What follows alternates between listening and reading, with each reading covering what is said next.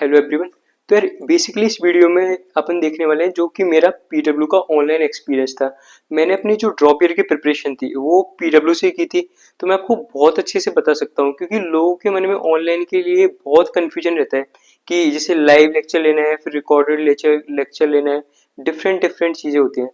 तो मैं यदि अपने बारे में थोड़ा सा ब्रीफ इंट्रोडक्शन दूँ तो my self Gaurav Mangal, third year MBBS student from Jhalawar medical college Rajasthan. और जो मेरे मार्क्स थे नीट में वो थे 631 नीट 2022 में। तो जो टॉपिक कवर करने वाले हैं हम इस वीडियो में वो सबसे फर्स्ट वन तो अपन जो टॉपिक देखने वाले हैं वो कि मैंने पीडब्ल्यू को एज अ ऑनलाइन प्लेटफॉर्म क्यों चूज करा और प्रिपरेशन के लिए। ठीक है। सेकंड वन, क्या मैंने सारा की सारा सिलेबस अपना पीडब्ल्यू ऑनलाइन से करा था या फिर और कोई कोचिंग से भी थोड़ी बहुत हेल्प ली थी। थर्ड वन, कौन कौन से टीचर्स को मैंने फॉलो किया था पीडब्ल्यू में हर सब्जेक्ट के लिए, like biology, chemistry and physics के लिए। फोर्थ वन, मैंने जो लेक्चर्स लिए थे वो लाइव लिए थे या फिर रिकॉर्डेड लिए थे, या फिर कौन से लेक्चर्स लेना बेटर होता है। फिफ्थ वन, मेरा जो शेड्यूल था वो प्रिपरेशन के टाइम पे क्या था, मतलब मैं कब फिजिक्स, कब केमिस्ट्री, कब बायोलॉजी पढ़ता था, क्या शेड्यूल था मेरा। इसके अलावा मेरी स्ट्रेटजी क्या थी हर सब्जेक्ट के लिए, सब्जेक्ट वाइज स्ट्रेटजी प्रिपरेशन के टाइम पे मैं क्या फॉलो करता था। इसके बाद अपन देखने वाले हैं कि आपको जो टेस्ट है वो कैसे देना है। यदि आप ऑनलाइन प्रिपरेशन कर रहे हो तो आपको टेस्ट घर पे दे रहे हो तो कैसे टेस्ट देना है आपको। इसके अलावा कि जो मिस्टेक्स जो आपको ऑनलाइन प्रिपरेशन में अवॉइड करनी है, वरना तो आपका जो सिलेक्शन है वो नहीं हो पाएगा फिर। तो बेसिकली ये अब सारे के सारे पॉइंट्स हम इस वीडियो में कवर करने वाले हैं। तो स्टार्ट करते हैं वीडियो। तो मैंने पीडब्ल्यू को ही एज ऑनलाइन प्लेटफॉर्म क्यों चूज किया, तो यार सबसे फर्स्ट वन तो मेरा ऑनलाइन प्रिपरेशन करने के लिए कि मैंने 11th 12th में क्या है ऑफलाइन कोचिंग की थी। तो यार मेरे को ऐसा लगता था कि जो ऑफलाइन में थोड़ा जो टाइम है वो ज़्यादा जाता है ऑनलाइन के कंपैरिजन में। ऑनलाइन में आप अपने हिसाब से लेक्चर को पेश कर सकते हो, अपने हिसाब से स्किप करके देख सकते हो, तो जैसे भी है। तो इस वजह से मेरे को थोड़ा ऑनलाइन बेटर लगता था ऑफलाइन के कंपैरिजन में। सेकेंड वन, ऑनलाइन में आप अपने हिसाब से शेड्यूल के हिसाब से लेक्चर देख सकते हो। लाइक ऑफलाइन में तो अपना फिक्स टाइमिंग होता है जैसे कि 8 से 3, 8 से 2 जो भी है अपना। लेकिन यदि अपन बात करें ऑनलाइन की तो आपको जब मन करे आप लेक्चर देख सकते हो। लाइक आपको शाम को देखना है लेक्चर्स, या जब मन नहीं कर रहा आपका पढ़ने का तो आप तब लेक्चर्स देख सकते हो। तो इस वजह से मेरे को थोड़ा ऑनलाइन बेटर लगा ऑफलाइन के कंपैरिजन में। और थर्ड वन की मैंने ना पीडब्ल्यू को क्यों लिया एज ऑनलाइन प्रेफरेंस के फॉर्म में, तो मैंने क्या है 12th में जो कुछ लेक्चर्स पीडब्ल्यू के यूट्यूब चैनल से देखे थे, तो मेरे को थोड़ा इमोशनल कनेक्टिविटी था पीडब्ल्यू के साथ में और मेरे को अच्छे लगे थे काफ़ी लेक्चर्स। तो इस वजह से मैंने पीडब्ल्यू ही ज्वाइन किया था बाद में अपने ड्रॉप ईयर में। इसके अलावा यदि अपन देखें तो क्या मैंने अपना जो सारा सिलेबस है वो पीडब्ल्यू से किया था कंप्लीट ऑनलाइन में। तो हाँ, मैंने जो सिलेबस है वो तो अपना 90 to 95% तक पीडब्ल्यू से किया था। लेकिन जो मैंने टेस्ट सीरीज है ना वो पीडब्ल्यू के अलावा अदर कोचिंग्स की भी फॉलो की थी। तो मतलब मेरे को उस समय ऐसा लगता था कि पीडब्ल्यू की टेस्ट सीरीज इतना बेटर नहीं है, तो इस वजह से मैंने अदर टेस्ट सीरीज भी फॉलो की थी। तो यदि मैं टीचर्स की बात करूं कि मैंने पीडब्ल्यू के कौन कौन से टीचर्स फॉलो किए थे, तो सबसे फर्स्ट में अपन बात कर लेते हैं बायोलॉजी में। लाइक देखो यार, ये जो टीचर्स की चॉइस है ना वो सबकी अलग अलग हो सकती है, बिकॉज इतनी सारे टीचर्स हैं और सारे टीचर्स अच्छे हैं। तो मैं यहाँ पे केवल जो मैंने पर्सनली फॉलो किए थे ना वही टीचर्स बताने वाला हूँ। आप कमेंट सेक्शन में बताना कि आपने कौन कौन से टीचर्स को फॉलो करा था, ठीक है। तो मैं यदि बात करूँ बॉटनी की, तो बॉटनी में मैंने फॉलो करा था एक तो तरुण सर को, एक ऋषभ चौबे सर को, और एक हो गया अपने विपिन सर। मतलब 3 सर से ही मैंने पढ़ा था ऑलमोस्ट पूरी बॉटनी। और मतलब विपिन सर का तो मैंने ऐसा है वो एनसीईआरटी लाइन बाई लाइन जो सीरीज होती है उनकी वो दिखी थी, मेरे को बहुत ही अच्छी लगी थी वो सीरीज। इसके अलावा यदि अपन बात करें जूलॉजी की, तो जूलॉजी में मैंने मोस्टली समाप्ति सिन्हा मैम से करी हुई है। इसके अलावा वो विपिन सर की एनसीईआरटी लाइन बाई लाइन भी दिखी हुई है। मतलब यदि बात करूं मैं अपनी फिजिक्स में, तो फिजिक्स में मैंने अपना जो मोस्टली सिलेबस है वो अलग सर और एमआर सर से किया हुआ है। मतलब अलग सर के लेक्चर्स मैंने पहले देखे थे 11th 12th के टाइम पर, और ड्रॉप ईयर के टाइम पे तो मैंने मोस्टली एमआर सर को ही फॉलो करा था।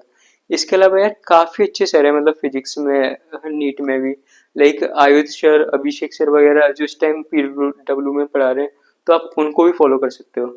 इसके अलावा यदि बात करें केमिस्ट्री की, तो केमिस्ट्री में जो तीनों पोर्शन इनऑर्गेनिक, ऑर्गेनिक और फिजिकल केमिस्ट्री, तो इनऑर्गेनिक में मैंने मोहित दतीश सर से पूरी इनऑर्गेनिक पढ़ी हुई है। और यदि बात करें अपन ऑर्गेनिक केमिस्ट्री में, तो वो मैंने योगेश जैन सर से करी हुई है। मैंने पंकज सर के थोड़े बहुत रिवीजन वाले लेक्चर देखे हुए हैं, बट मतलब मोस्टली मैंने योगेश जैन सर से करी हुई है पूरी की पूरी ऑर्गेनिक। और इसके बाद यदि अपन देखें कि फिजिकल केमिस्ट्री, तो फिजिकल केमिस्ट्री में भी यार बहुत सारे टीचर्स हैं, मतलब कि अमित महाजन सर हो गए, ऋतिक सर हो गए, बहुत सारे टीचर्स हैं पीडब्ल्यू में जो सारे के सारे अच्छे हैं। पर मैंने पर्सनली अमित महाजन सर से फिजिकल केमिस्ट्री करी हुई थी।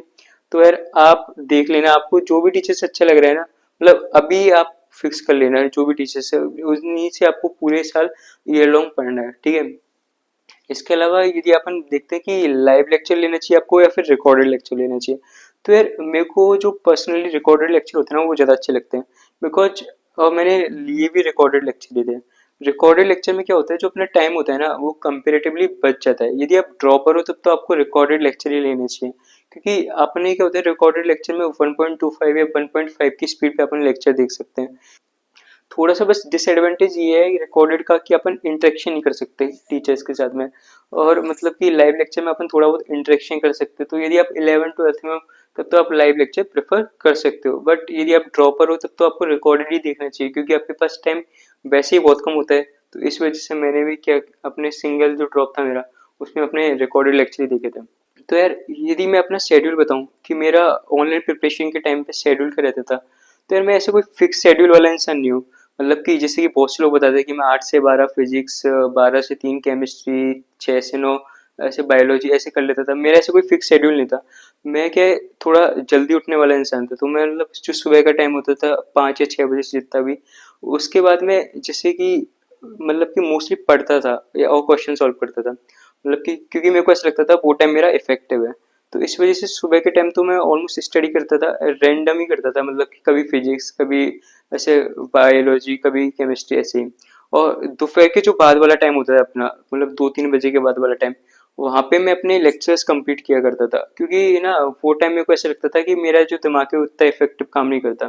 तो इस वजह से बाकी आप ही अपने हिसाब से देख सकते हो, आपका दिमाग कब बहुत अच्छे ढंग से एक्टिवली वर्क करता है तो आप उस टाइम पे पढ़ लो, और जब एक्टिवली इतना वर्क नहीं करता वहाँ पे आप अपने लेक्चर्स कंप्लीट कर सकते हो।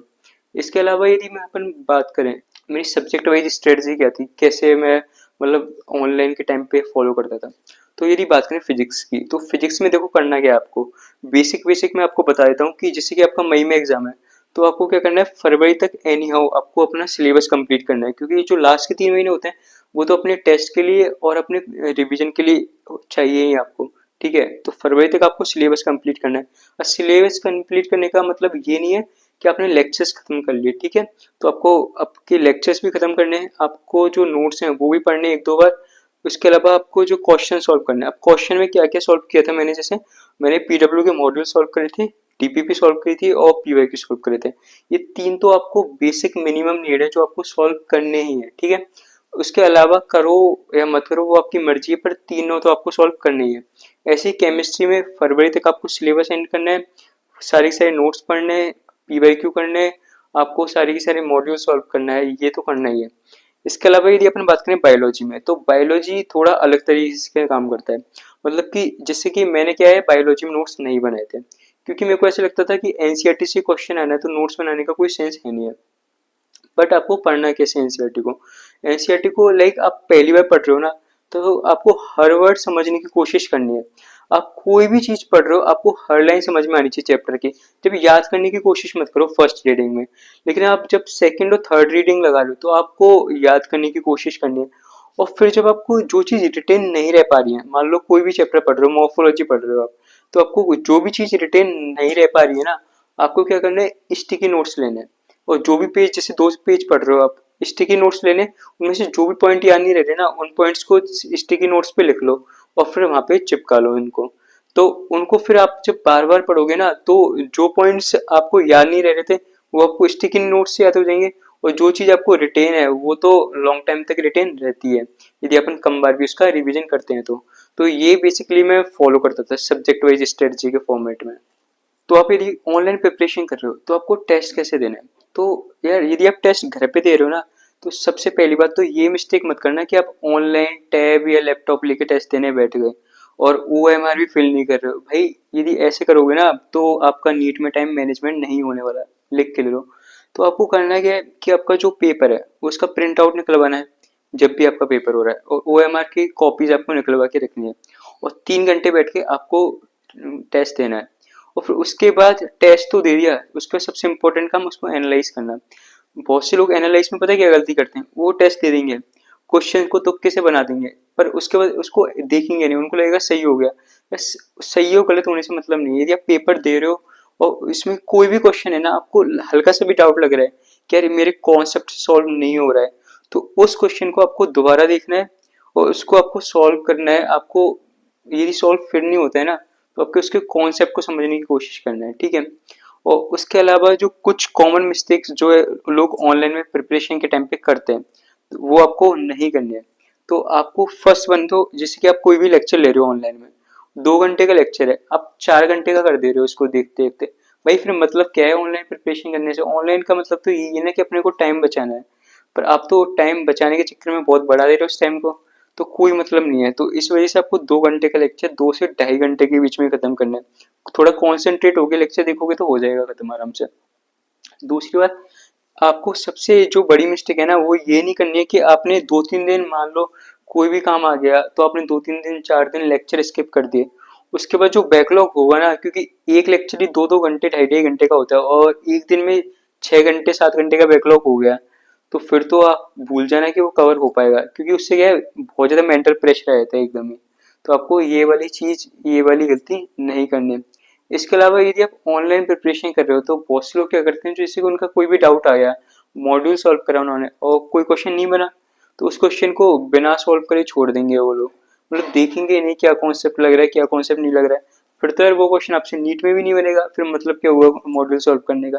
तो इससे अच्छा है कि आपको जैसे कि जो भी क्वेश्चन में डाउट आ रहा है ना, वो आप चाहे ऑनलाइन सर्च करो, चाहे कोई भी अपने फ्रेंड से पूछो, कोई भी टीचर से पूछो, पर आपको पूछना जरूर है। जैसे कि मैं क्या करता था, ऑनलाइन देख लेता था, ऑनलाइन भी आराम से आपको सोल्यूशन मिल जाते हैं। तो आपको ऐसे, पर आपको डाउट नहीं रहने देना कोई क्वेश्चन में, ठीक है, ये वरना आपको ये डाउट्स इकट्ठे रहते गए ना आपके, तो लास्ट जाके आपको पाइल अप हो जाएंगे और कोई पता ही नहीं चलेगा कि कौन से क्वेश्चन आपको आते थे कौन से क्वेश्चन नहीं आते थे। और एक काम वो करना है, आपको क्या करना है, जो क्वेश्चन नहीं बन रहे ना पहली बार में, आपको उनको स्टार मार्क कर लेने, ताकि आपको आइडिया रहेगा कि ये क्वेश्चन मेरे से नहीं बने थे फर्स्ट अटेम्प्ट में, ठीक है। तो यार बेसिकली मतलब कि सारे के सारे डाउट आपके क्लियर हो गए होंगे। यदि आपको कोई भी डाउट रह गया है तो आप कमेंट सेक्शन में मेरे से पूछ सकते हो। Thank you everyone.